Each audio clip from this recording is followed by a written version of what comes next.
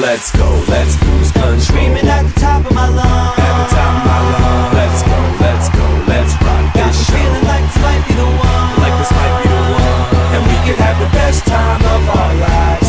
They know who we are when we come outside. Let's go, let's go, let's lose control. Put your hands in the sky, and we could have the best time of our lives. Me and my producer, rock like Medusa, it's Scooch out. We about to go and tear the roof down. I took a year off doing me. Now I got a clear opportunity to take over the world. I know it takes time, but they hear about me now through the grapevine. Time is on my side, I'm young and talented. That's why my debut mixtape sounded better than your album did. How is it possible they trying to compete with me when secretly they in the crowd hooting like a howlers? Never throw the towel in, never give up. The difference between trying triumphs a little put the effort in, then we relaxin'.